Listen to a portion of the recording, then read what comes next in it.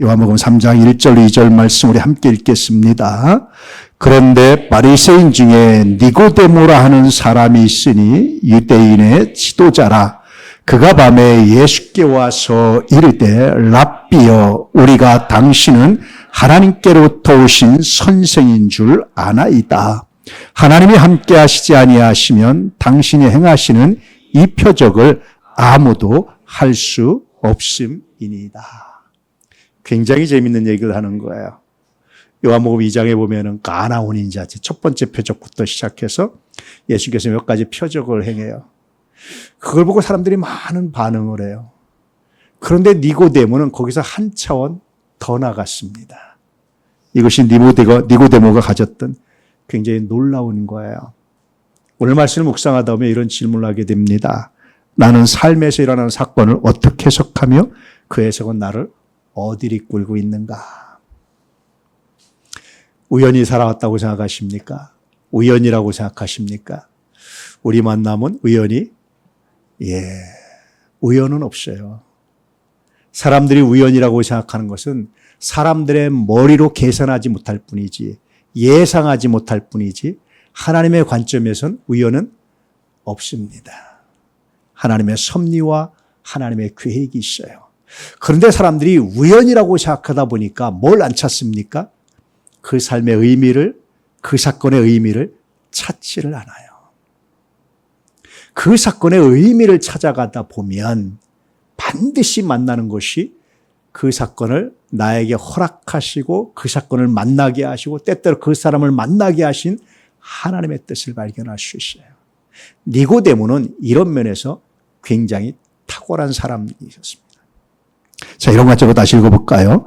그런데 바리새인 중에 니고데모라는 사람이 있으니 유대인의 지도자라. 그가 밤에 예수께 와서 이르되 랍비여 우리가 당신은 하나님께로부터 오신 선생인 줄 아나이다. 하나님이 함께 하시지 아니하시면 당신이 행하신 이 표적을 아무도 할 수 없음이니이다. 바리새인 중에 니고데모라 하는 사람이 있다. 유대인의 지도자였다. 성경을 연구하다 보니까 니고데모는 굉장히 특별한 사람이었어요. 바리새인이었고 랍비 선생이었고 유대인의 지도자. 이건 뭐냐면 그 당시 유대인 공동체가 이루어진 서네드린 공회의 의원이었던 겁니다. 우리식으로 말하면 국회의원이에요. 로마가 점령하고 있었지만 종교 문제라든지 많은 문제에 있어서 유대인의 자치권이 허락되어 있었어요. 그래서 유대인의 자치권은 대부분 이 서네드린 공회에서 결정을 했단 말이에요. 굉장히 지위가 있고 영향력 있고 또 랍비로서 말씀을 가르치는 굉장히 탁월한 사람이었습니다. 이 사람이 예수님에 관한 이야기를 들어요. 예수님이 행하신 일에 관한 이야기를 들어요. 그러고 나서 낮에는 찾아올 수 없습니다. 왜 그랬어요? 아직 확신이 없었죠. 두 번째, 자기 하나 찾아가는 것으로 문제가 아니라 서네드린 공회 전체가 다 자기 때문에 위험에 처할 수 있었어요. 더군다나 바리새인이었고 율법 선생이었단 말이에요. 바리새인들 공동체가 다 저분을 메시아로 받아들이자로 결정하지 않았는데 자기 혼자 찾아가는 것은 굉장히 어렵죠. 그래서 부득불 언제 찾아갑니까? 밤에 찾아가요. 어둠 가운데 찾아가요. 요한만이 가지고 있는 어둠과 빛의 대비거든요. 아직 예수님을 확실히 모르는 사람들은 어둠 가운데 거하는 거예요. 찾아가도 어둠 가운데 찾아가요. 밤 가운데 찾아가요. 찾아가서 예수님께 굉장히 재미있는 말을 합니다. 랍비여, 선생님이여, 당신은 하나님께로부터 오신 선생인 줄 압니다. 내가 압니다가 아니라 우리가 압니다라고 말하는 거 보니까 몇 사람이 이 문제를 토론한 것 같아요. 유대인 랍비들이 이야기한 것 같아요. 우리가 그렇게 결론을 내렸습니다. 왜 그러냐면 당신이 행하는 표적은 사람으로 할 수 있는 것이 아니었습니다. 사람은 못합니다. 하나님이 아니면 할 수 없는 표적을 당신이 행하셨기 때문에 우리는 당신을 특별한 사람으로 인정할 수밖에 없습니다. 예수님이 행하신 표적을 다 그렇게 생각했을까요? 귀신을 내쫓자 사람들은 뭐라고 생각했어요? 귀신의 왕 바알세불을 힘입었다. 하나님의 능력이라고 생각하지 않았어요. 예수님이 기적을 행하고 기적을 일으킬 때 많은 사람들이 그 기적 자체에만 집중했지만 그러나 그 기적이 왜 일어났는지 어떻게 일어났는지 무엇 때문에 일어났는지는 생각하지 않았어요. 그런데 니고데모의 놀라운 점은 그것을 찾고 생각했다라는 것이 니고데모의 탁월함이었습니다. 요한복음 2장에 보면 군중은 많은 예수님의 표적을 보고 예수의 이름을 믿었다. 그렇게 말합니다. 그래서 요한복음은 재밌게도요. 기적이라는 말을 한 번도 사용하지 않아요. 표적이라고 사용합니다. 기적, 디나미스, 다이나마이트의 어원이거든요. 굉장히 사건을 일으키는 폭발적인 능력이죠. 하나님의 능력을 기적이라고 말합니다.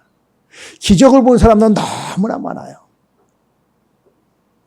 그런데 그들은 십자가에 못 박으라고 소리쳤던 사람들이기도 합니다. 왜 그래요? 전 참 재밌는 걸 보는데요. 사람들은 참 잘 믿어요. 그런데 안 믿어요. 왜 그렇게 사기꾼 말은 잘 믿고 왜 그렇게 이단 말은 잘 믿고 왜 그렇게 믿지 말아야 될 말은 잘 믿는지 모르겠어요. 그런데 정작 믿어야 될 건 안 믿어요. 왜 그런지 모르겠어요. 예전에 올해 수년 전에 제주도를 간 적이 있어요. 교단 행사로 이제 간 적이 있어요.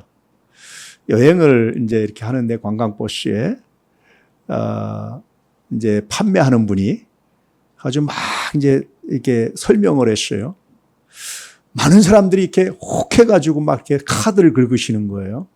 경제적으로 어려운 분들 긁으시고 막 긁으시는 거예요. 그 마음이 너무 아픈 거예요. 그래서 제가 주변 사람 긁지 마십시오. 왜 이렇게 좋은데요? 저게요, 그렇게 좋으면 저렇게 선전 안 해도 이미 대박 났습니다. 굳이 입 아프게 말 안 해도 이미 대박 나서 그럴 필요가 없는 물건이 돼버립니다. 저렇게 만병통치약이면 사지 마세요. 그런데 이제 그 중에 평생 배양을 하는, 균 배양을 하는 분이 한 분 계셨어요, 장로님이. 참다 안 돼서 마이크를 잡고 얘기했어요. 여러분, 내가 평생 균 배양을 한 사람입니다. 이거 하지 마세요. 그래가지고 그 선전하는 사람과 대판 싸움이 한번 벌어졌어요. 왜 그렇게 잘 믿죠? 왜 잘 믿죠? 근데 정작 믿어야 될 건 안 믿어요. 그래서 사람들이 참 잘 믿는다. 그런데 안 믿는다. 제가 그런 생각을 했어요. 기적을 보면요, 사람들이 누굴 믿습니까? 예전에도 여러분 부흥 강사님들이 기적이 나타나면 저 사람이 하나님을 믿는 건지 부흥 강사를 믿는 건지 내가 혼동된 적이 한두 번이 아니에요. 종종 그런 기도 부탁 많이 받죠. 요거 꼭 기도해 주세요. 요것만 있으면요 교회 나온답니다. 예수 믿는답니다. 몇 번은 속았죠. 열심히 기도합니다. 실제로 하나님이 그렇게 하셨습니다. 몇 번 나오실까요, 그분이 교회를? 예? 너무 박하십니다, 한 번은. 그래도 체면인데 사람이 몇 번은 나와주는데 그 다음에는 안 나와요. 왜 그럴까요? 기적 가지고는요, 여러분, 사람이 변화되지 않아요. 기적은 계속 뭘 요구합니까? 또 다른 기적을 요구해. 또 다른 기적을 요구해. 대표적으로 출애굽한 이스라엘 백성들이 그랬어요. 여러분, 6월절 사건은요, 정말 엄청난 사건입니다. 그러죠? 출애굽하기 전에 애굽에 내렸던 10가지 재앙은요, 정말 엄청난 사건입니다. 그것만 가지고 뒤집어졌어야 돼요. 6월절 사건도 엄청나잖아요. 홍해가 갈라졌어요. 더 무슨 말이 필요할까요? 근데 사람들은 변했습니까? 변하지 않았습니까? 왜 그럴까요? 기적만, 그것만 보는 거예요. 그 기적의 유통기한이 다하면 또 다른 기적을 요구하는 거예요. 계속해서 또 다른 기적을 요구하는 겁니다. 여러분, 기적을 보면 그래요. 그런데 요한복음은 그 단점을 너무나 잘 알아서 기적이라는 말을 사용하지 않고 표적이라는 세메이온이라는 단어를 사용해요. 표적은요, 그 사건 자체보다, 그 기적보다 그것이 의미하는 바가 뭔가를 찾아가는 거예요. 그것이 표적입니다. 그래서 요한복음은 기적이라는 단어를 사용하지 않고 세메이온이라는 표적이라는 단어를 사용하면서 예수님이 이렇게 모든 기적은 그것이 의미하는 것이 있습니다. 그것이 진짜 바라는 것이 있습니다. 원하는 것이 있습니다. 하나님 말씀하신 것이 있습니다. 그것을 찾아가야 합니다. 라고 말하고 있는 거예요. 한국 사회 여러분 얼마나 기도가 뜨거웠고 열심히 사람들이 하나님을 만나고 뭐 방언도 하고 얼마나 많이 했는지 몰라요. 얼마나 뜨거웠습니까? 우리 교회들이, 기도원들이 얼마나 뜨거웠습니까? 그런데 다 어디 갔습니까? 그 열정 다 어디 갔습니까? 왜 예배가 계속 살아있지 못하고, 왜 전도가 살아있지 못하고, 왜 신앙이 메말라 갑니까? 왜 그랬습니까? 표적이 아니라 기적만 봐서 그래요. 출애굽한 이스라엘 백성들이 계속 불평하고 넘어지고 반역하고 망해가고 결국은 1세대는 아무도 여호수아와 갈렙에는 가나안에 못 들어가는 슬픈 일을 겪은 이유가 뭐예요? 표적을 보지 못해서 그래요. 그런데 오늘 니고데모는 표적을 봤습니다. 니고데모는 표적의 배후에서 하나님께서 일하고 계셨음을 봤어요. 당신이 행하신 일을 보니까 사람이 할 수 있는 게 아닙니다. 당신이 행하는 일을 보니까 반드시 그건 하나님의 역사입니다. 아직 예수님이 하나님이신 줄 모르는 니고데모. 사람들은 와, 기적을 행하는 예수 그리스도, 예수, 여기에 집중했어요. 니고데모는 아직 예수님이 누군지 모르니까 당신이 행하는 거 보니까 사람은 할 수 없는 일을 행했습니다. 반드시 하나님이 하는 겁니다. 이런 이야기를 가지고, 이런 궁금증을 가지고 찾아왔어요. 그리고 예수님과 대화하기 시작했습니다. 다시 말하면 사건 자체보다 그것을 어떻게 해석하느냐가 삶의 방향을 결정한 거예요. 그리고 니고데모는 뭐였을까요? 예수님께서 거기서 마무리하지 않았어요. 니고데모에게 사람이 무엇과 무엇으로 거듭나지 않으면, 물과 성령으로 거듭나지 않으면 하나님 나라를 볼 수 없다. 이 말에 니고데모가 정말 무식한 얘기를 합니다. 어떻게 사람이 어머니 뱃속에 들어갔다 다시 나올 수 있습니까? 예수님 뭐라고 그러시죠? 너는 선생된 자로서, 이스라엘의 선생으로서 어떻게 네가 그런 무식한 말을 하느냐? 왜 그랬을까요? 에스겔서 36장, 37장에 보면 다시 살아나는 역사가, 어떻게 하나님께서 물과 성령으로, 하나님의 영으로 새롭게 살아나는 역사가 기록되어 있어요. 그래서 니고데모가 정말 성경을 제대로 읽었다면 너 모르지 않을 얘기인데 왜 그랬어? 라고 책망을 하세요. 아마도 7장까지 니고데모 이야기가 안 나오지만 니고데모는 그 안에서 굉장히 충격받았을 겁니다. 내가 평생 성경을 연구했는데, 예수님이 성경 가지고 말씀하셨는데 내가 성경의 의미를 몰랐네. 아마 성경을 탐구하기 시작했을 거예요. 바울도 그래요. 다마스커스로 가는 길에 예수를 만났습니다. 그리고 바울이 어디 갔는 줄 아세요? 아라비아 사막으로 갔어요. 거기서 뭐 했는 줄 아세요? 성경 연구했어요. 내가 기적으로 만난 예수님이, 내가 들은 음성이, 내 눈으로 본 것이, 내가 체험한 것이 말씀에 근거가 있는지를 바울이 탐구하고 찾고, 그리고 나서 바울이 목숨 걸고 복음을 전했던 거예요. 아마도 니고데모에게 예수님께서 물과 성령으로 거듭나지 아니하면 이라고 말씀하신 이유는 단순히 표적을 보고 찾아왔지만, 그러나 너 말씀으로, 하나님 말씀으로 그 표적을 증거하고 확증하고 다시 만들라는 기간이었던 것 같아요. 어찌됐든 여러분, 니고데모의 탁월함은 뭡니까? 기적에 머무르지 않고 그것이 의미하는 바를 찾아가는 거예요. 여러분, 기도가 응답받으신 적 있습니까? 아, 옛날이요. 내가 예전엔 그랬지. 끝난다면 기적에 머무른 거예요. 그 의미를 찾아가십시오. 그리고 말씀으로 그 의미를 확증해가는 일을 할 수 있기를 주의 이름으로 축복합니다. 그것이 우리가 해야 될 일입니다. 그것이 여러분의 신앙에 정말 새로워지는 놀라운 역사입니다. 니고데모는 그래서 주님을 찾아와요. 밤에 찾아왔습니다. 혼자 결론 내리지 않고 예수님께 나왔습니다. 그것이 니고데모였어요. 니고데모의 변화가 나타나기 시작합니다. 7장에 이렇게 기록되어 있죠. 한번 읽어볼까요? 그 중에 한 사람 곧 전에 예수께 왔던 니고데모가 그들에게 말하되 우리의 율법은 사람의 말을 듣고 그 행한 것을 알기 전에 심판하느냐. 사내들인 공회에서 있었던 얘기입니다. 예수님을 죽이고 싶어서 사람들이 공격하고 비난할 때입니다. 무슨 나사렛에서 갈릴리에서 선한 것이 날 수 있느냐 책망하면서 성경 읽지 않다고 비난할 때입니다. 그때 니고데모는 확실하게 내가 제자입니다, 내가 예수 믿습니다라고 말하질 않아요. 오히려 절차적 정당성에 대한 이야기를 소심하게 합니다. 우리 율법은 소음만 듣고 판단하느냐? 우리 율법은 그게 아니지 않느냐? 우리 율법은 그 사람이 행한 것을 정확하게 알고 판단하기 전에 심판하느냐? 당신들 절차적 정당성을 어겼다. 이런 얘기를 하는 겁니다. 굉장히 소심하지만 그 자리에서 예수님을 변호하는 그런 역할을 니고데모가 해요. 왜 그랬을까요? 기적이 아니라 표적을 봤기 때문에. 그리고 예수님을 찾아 나왔고 말씀으로 확증하는 시간을 가졌기 때문에 적어도 소심하지만 이 자리에서 예수님을 변호하는 사람이 됐어요. 그런데 그것으로 끝나지 않습니다. 19장에 또 한 번 등장합니다. 읽어볼까요? 일찍이 예수께 밤에 찾아왔던 니고데모도 모략과 침향 섞은 것을 100리트라쯤 가지고 온지라. 저는 이 부분이 참 놀라웠어요. 예수님의 제자들도요, 예수님이 십자가에서 죽자 어떻게 했습니까? 다 뿔뿔이 흩어졌어요.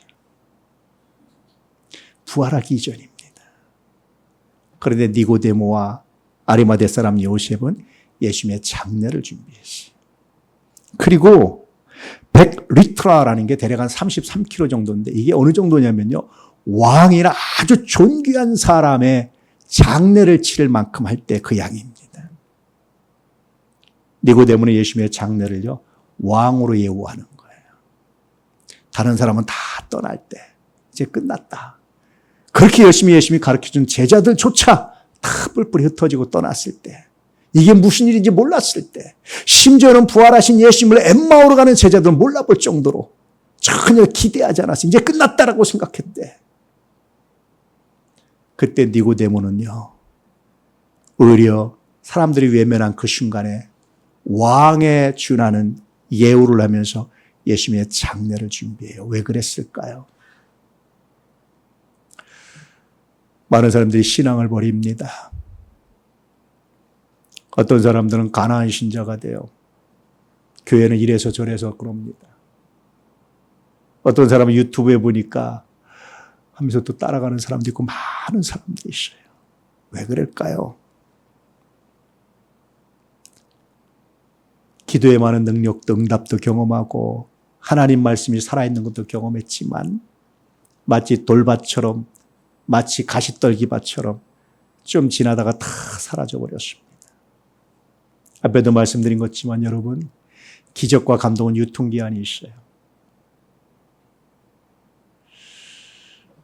어떤 결혼식에 참석을 하는데 신랑이 그런 고백을 하더라고요. 사람들 앞에서 내가 평생 아내의 손에 물을 안 묻히고 밥을 해주겠습니다. 제가 속으로 뭐라고 그랬게요? 어떡하려고 저 말을 하나. 큰일 났다, 쟤. 그리고 초기에는 하더라고요. 신혼 때는. 몇 년 했을까요? 몇 년 했을까요? 3개월? 예, 권사님 너무 짭니다. 그래도 그분은 3년은 했어. 3년은 그 사람은. 굉장히 오래 갔죠? 못 지켜요. 유통기한이 있어요. 사랑도 여러분 유통기한이 있습니다. 다 유통기한이 있어요. 기적도 유통기한이 있고요. 감동도 유통기한이 있어요. 그런데요, 표적을 보잖아요. 그 의미를 찾잖아요. 정말 여러분 새로워집니다. 남편과 아내는, 부모와 자식은, 우리 관계는 내가 계획해서 만난 것이 아니라면 반드시 뭐가 있어요? 하나님의 계획이 있습니다. 할렐루야. 그 표적을 따라가는 거예요. 내 삶은, 내가 지금까지 살아난 것은 단순히 그저 우연히 살아온 것이 아니라 하나님의 뜻이 있어요. 그 뜻을 찾아갈 때 비로소 니고데모 같은 변화가, 그 뜻을 찾는 과정에 말씀으로 확증하고 말씀으로 배우고 다시 말씀으로 다시 알게 되면 다시 한번 나아가서 남들 다 떠날 때, 아니라고 그럴 때, 그때 새롭게 신앙을 고백하는 놀라운 역사가 일어나요. 제자들도요, 마지막 아직까지 예수님이 그렇게 죽으심에 대해서 부활하심에서 얘기해도 귀에 안 들어왔어요. 듣고 싶은 건 안 들었어요. 뭘 얘기했습니까? 누가 높은 자리에 갈까? 누가 오른편 왼편에 있을까? 그 생각을 했어요. 그런데 니고데모는 그 말을 들었던 것 같아요. 그래서 예수님 장례를 준비하고 장례를 치르면서 왕으로 예우하고 왕으로 오실 분, 다시 부활하실 분을 준비하는 정말 놀라운 신앙 고백을 합니다. 그 이유가 뭐라고요? 기적이 아니라 표적을 보고 하나님께서 행하신 일을 봤기 때문에, 예수를 통해서 구원하신 하나님의 구원의 계획을 봤기 때문이라고 확신합니다. 교회사 전승에 의하면 니고데모는 주님의 제자가 되어서 복음 전하다가 순교했다라는 것이 교회사 전승에 나타난 놀라운 역사입니다. 니고데모 복음서라는 것도 있어요. 정식 성경은 아니지만 그만큼 니고데모가 확실히 변해서 복음을 전하는 사람, 하나님의 사람으로 변화됐던 것이 확실합니다. 여러분 삶에 나타난 것들을 범상이 넘기지 않길 축복합니다. 그저 우연이라고 치부하지 않길 정말 축복합니다. 하나님의 은혜 주지 않으면 할 수 없는 수많은 것들이 내 안에 일어나고 역사하고 나타나서 나를 사랑하신 하나님이 나를 구원하시기 위해서 인도한다는 사실을 믿으시기를 축복합니다. 전에는요, 어떤 분을 위해서, 어떤 병을 위해서 정말 열심히 기도했습니다. 뭘 위해 기도하냐면 병 낫기를 위해서. 나는 병이 나면 그분이 하나님 만날 줄 알았어요. 예수 믿을 줄 알았어요. 근데 병이 나도 안 믿더라고요. 아까도 얘기했지만. 그걸 몇 차례 경험하고 나서 제 기도가 바뀌었어요. 하나님, 병이 다시 치유되는 것도 영원히 사는 게 아니라 죽음이 잠깐 유보되는 거에 불과하다는 사실을 내가 압니다. 따라서 병 낫는 것이 목적이 아니라 이걸 통해서 그가 하나님을 믿게 해 주십시오. 그다음부터 내 기도가 바뀌었어요. 어떤 분들이 어떤 기도 제목을 얘기하면 그 자체가 아니라 어떻게 하면 이걸 통해서 하나님을 만날 수 있을까? 문제는 끝나지 않아요. 예전에 기도 보면 아이들 어릴 때 아이들 위해서, 대학 가는 거 위해서, 결혼 위해서 기도하거든요. 그래서 나는 이제 그러고 권사님쯤 되면 이제 이분이 하나님 일에 집중하겠다 기대를 했거든요. 기대가 맞았을까요? 틀렸을까요? 왜 틀렸다고 단정하십니까? 안 그런 분도 있는데. 근데 보니까요, 또 누구 기도합니까? 손자 기도하고, 대학 가는 거 기도하고, 또 결혼하는 거 기도하고, 똑같이 반복되더라고. 그때 제가 결심했어요. 내 기도의 초점을 거기에 두지 않으리라. 똑같이 반복되는 인생인데 초점을 두지 않으리라. 끊임없이 무엇을 달라고 요구하는 것에 내 기도의 초점을 두지 않으리라. 제 기도의 초점은 그래서 하나님 것이 하나의 표적이 되어서 하나님을 알게 해주십시오. 그리고 하나님을 만나니까 굉장히 중요한 변화가 일어나기 시작해요. 어떤 변화인 줄 아세요? 기도의 응답 별로 안 중요해요. 어떤 사건도 다 하나님이 나를 사랑하셔서 하나님의 영광을 드러내시고 나를 존귀하게 하시려는 하나님의 계획이라는 사실을 알고 믿으면 비로소 기쁨이 뭔지, 왜 항상 기뻐하라고 했는지, 범사에 감사하라고 했는지, 왜 쉬지 말고 기도하라고 하셨는지. 기도하라는 것이 단순히 문제 해결을 위해서 기도하라는 것이 아니라 하나님의 더 깊은 은혜를 알기 위한 하나님의 선물이라는 사실을 비로소 알게 됐어요. 한참 하나님의 음성 듣는 거에 관심을 가졌어요. 어떻게 하면 하나님의 음성을 제대로 들을 수 있을까? 제가 이런 여러 가지 경험을 통해서 깨달은 게 있었어요. 중요하지 않구나. 왜 중요하지 않아요? 하나님이 나를 사랑하세요. 이미 나는 구원 열차에 타고 있어요. 목적지는 어디입니까? 하나님 나라입니다. 그 기차가 어디로 가든, 그 레일이 어떤 방향으로 가든 그것은 하나님 나라로 연결되어 있습니다. 현재 내 삶에서도 앞으로도. 하나님, 나는 이게 어떻게 될까 궁금해하지 않겠습니다. 이거 가지고 뭘까요? 이리 갈까요? 저리 갈까요? 내가 궁금해하지 않겠습니다. 대신 내 삶을 온전히 하나님께 드리게 맡기겠습니다. 내가 알기 때문입니다. 무엇을 아냐면 하나님이 나를 사랑하셔서 독생자까지 아끼지 않을 정도로 사랑하셔서 구원의 길로 복된 길로 인도하실 것을 내가 알기 때문입니다. 할렐루야. 제가 그때부터 기도가 바뀌었어요. 그전에 하나님의 음성 듣는 게 중요한데요. 그때부터 내 기도가 바뀌었어요. 어디를 인도하시든 어떤 사건을 만나든 이것도 하나님이 나에게 주신 선물임을 내가 믿고 감사합니다. 때때로 계획대로 안 되고 실패하고 전혀 내 계획과 반대로 가는 것 같지만 하나님, 이 반대로 가는 것이 오히려 하나님의 더 빠른 지름길인 것을 내가 합니다. 요셉이요, 족장이 되는 꿈을 꿨잖아요. 족장이 되는 길로 갔나요, 안 갔나요? 반대로 갔어요. 종살이하고 감옥에 갇히고. 그런데 그 순간 어떻게 됐습니까? 역전이 일어나기 시작해요. 하나님이 족장을 세우시는 길이 그 길이었어요. 다윗이 왕으로 기름 부음받았습니다. 하나님께서 어느 길로 갔어요? 왕교육을 시키고 계속해서 그렇게 안 왔어요. 오히려 거꾸로 갔어요. 나중에 쫓겨다녔어요. 죽을 위험도 수없이 경험했어요. 그런데 그 길이 뭡니까? 왕이 되는 길이었어요.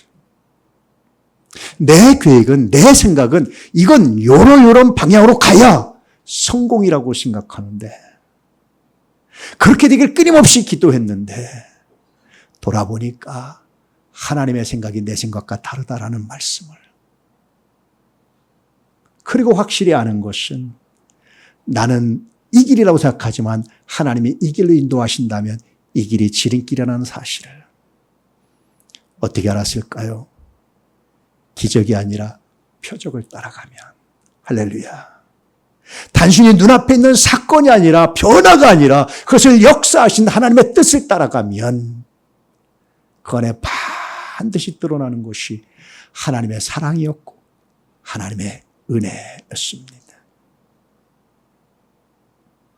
여러분, 니고데모의 이 변화는 표적을 따랐기 때문이고 말씀으로 확증했기 때문입니다.